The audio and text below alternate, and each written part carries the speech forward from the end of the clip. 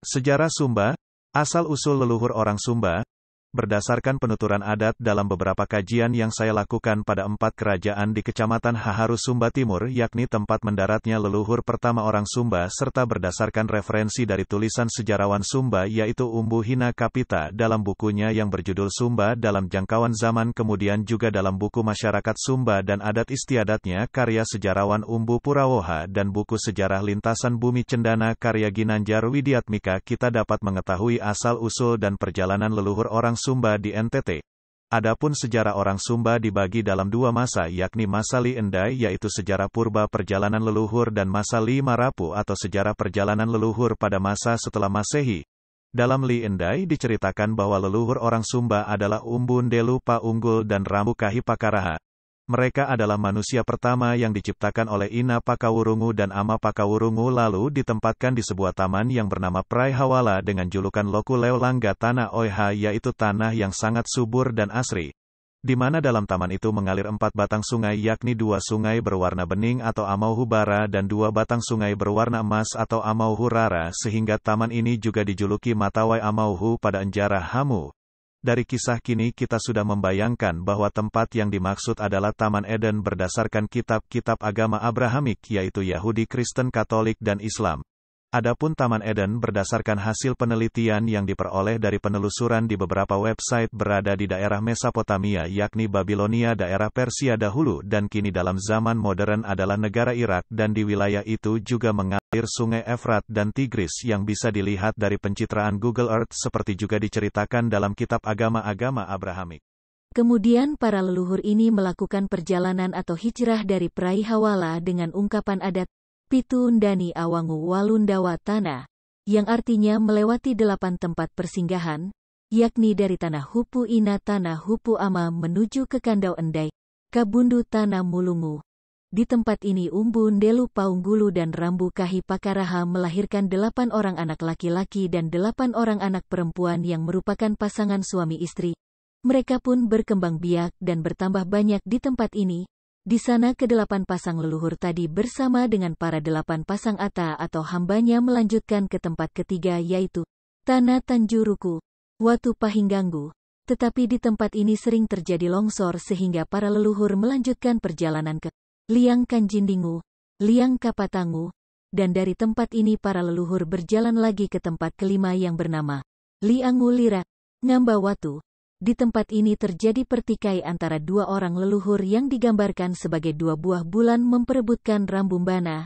yang menyebabkan seorang leluhur meninggal di sini. Akhirnya para leluhur meninggalkan tempat ini dan berpindah ke tempat ke-6 yang bernama Rati Wulangu Kulumbaya, Rati Ana Enjara Pindu Ana Tahu. Tetapi leluhur terakhir yang masih hidup tidak ikut melanjutkan perjalanan dan menetap di situ. Dari situ mereka pindah lagi ke tempat ke-7 yang bernama Tanah Mumu Watu Enggela. Di tempat ini juga tidak aman sehingga para Marapu melanjut perjalanan ke tempat ke-8 yang disebut Talora Bidah Mau Mundi, Bangga Bila Mau Hanjata atau Jati. Arti dari Talora Bidahu dan Bangga Bila adalah daerah luas dan lapang sehingga di sini saya tafsirkan sebagai padang gurun Araba. Namun di tempat ke-8 ini mereka semakin bertambah banyak dan di tempat itu juga tidak aman sehingga para Marapu menyuruh Embongu Mbaku untuk meneliti suatu tempat yang akan dituju untuk tinggal menetap. Kemudian perjalanan mereka dilanjutkan perjalanan Li Marapu menggunakan Karabarongu Karabanita atau armada besar dengan ungkapan perjalanan Pitu Ndani Awangu Walundawa Tanah. Karena titik perjalanannya dari Arab dan melewati Mau Mundi atau India dan Mau Jati atau Thailand, maka diprediksi bahwa jalur yang mereka lalui adalah jalur perdagangan kuno yaitu jalur sutera, yakni dari daerah Muza di wilayah Arab melewati Kane di Yaman, melewati Syur di Oman, melewati Barbarion di Gujarat, melewati Bari Gaza di Mumbai, melewati Muzaria di Kerala India atau Malah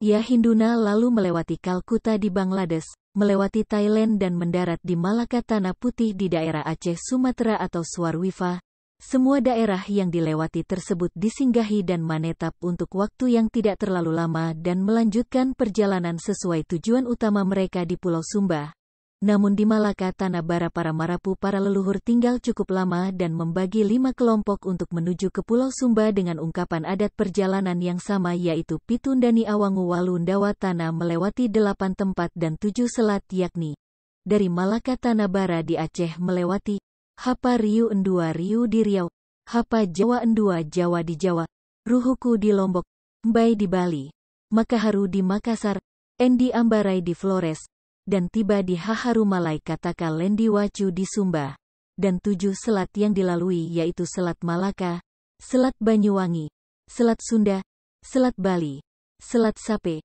Selat Alas dan Selat Sumba. Leluhur yang tiba di Pulau Sumba terdiri dari 5 kelompok di mana di setiap rombongan terdapat 4 klan atau kabihu. Kelompok pertama, mendarat di muara Sungai Kadahang saat ini kemudian menetap beberapa lama di Laimbaya dan melanjut ke Kambata Emboru Mbaku dan mendirikan kampung di sana kemudian tinggal sementara di Praingilu lalu berpindah ke Ratubara Lulu Katabu dan mendirikan kerajaan atau Praying Wunga yang masih ada hingga saat ini. Para leluhur pertama ini menggunakan 8 armada sehingga berjumlah 32 kabihu di bawah pimpinan I Harandapa Walu Mandoku leluhur kabihu Anama Aya, I Walu Mandanga leluhur kabihu Pahoka, I Walu Haharu I Enjata Walu Enjongu leluhur kabihu Tula Paraingu, I Kuhi I Watu leluhur kabihu Anama Eri 1, I Karakapu I Kababa leluhur kabihu Anama Eri 2, I Ondangu Ratu Jawa nama kabihunya masih dicek, lalu I Hili Baba I Hilindahi leluhur kabihu Anama Eri ketiga dan I Karanya Rowa Ratu leluhur kabihu Karunggu Watu. Kelompok kedua, menggunakan 7 armada sehingga berjumlah 28 kabihu, mereka mendarat di Haharumalai tetapi setelah musyawarah adat pertama mereka berpisah dengan kelompok pertama karena mendapat bagian untuk menguasai tanah sebelah barat di bawah pimpinan I Anda Mangulangu, I Meta Mangu Endolungu didampingi oleh I Mahumbu Mambua, Umbu Rere Analodu, Umbu Sebu Anawulangu, I Nyamba I Hawungu I Ratu Inggai, I Pongo I Kawa Enggodu I Laki, I Tela Inela. Kelompok ketiga, menggunakan 12 armada sehingga berjumlah 48 kabihu, mereka mendarat di Pandawai Lamananga Bokulu di bawah pimpinan I Mehanguru Meha Taku leluhur kabihu Tabundung, I Makindi Makawina leluhur kabihu Paraikaraha, I Konda Kihi Kekamanu leluhur kabihu Kihi, I Wulangu I Tarandima leluhur kabihu Anawaru, I Manggedingu Malaranau leluhur kabihu Wiki, I Hangaru Ngehi Lalupura leluhur kabihu Anakariung, I Ronggam Bapatelu dan I Pati Hanggu I Taraf Enggaha leluhur kabihu Anawaru, I Ngoda Enggau Lapu Lenggitu leluhur kabihu Lenggitu, I Mahenggingu Matawuangu leluhur kabihu Nipa, I Penji Muhu Kalihingu Tanah leluhur kabihu Talora, I Embora Mbai Dewa Hambu leluhur kabihu Laleba Karuku dan I Mbapa Tunggu Pera Maliti leluhur kabihu Laleba Karuku Hapapa Kadu. Kelompok keempat, menggunakan 3 armada sehingga berjumlah 12 kabihu, mereka endarat di Wula Waijilu Hongga Hilimata di muara Sungai Wula di bawah pimpinan I Huki, I Dewa leluhur kabihu Matolangu didampingi oleh I Hakelu I Kahewa Embolu Pati Randa Barakadu leluhur kabihu Kaliti, I Mahumbali Mahambalu leluhur kabihu Nipa, dan I Deburara I Ratu Umba leluhur kabihu Ana Umba. Kelompok kelima, atau kelompok terakhir menggunakan 6 armada sehingga berjumlah 24 kabihu, mereka mendarat di Mbijiku Padua Kambata Kundurawa di bawah pimpinan I Enggodu I Enggaura, Indeta I Laki, I Leli I Ngadu leluhur kabihu Tumbu Tari, I Tidahu I Kondaru leluhur kabihu Tidahu dan I Makombu Malapu leluhur kabihu Kombu. Kelompok yang tiba di Sumba adalah sebanyak 144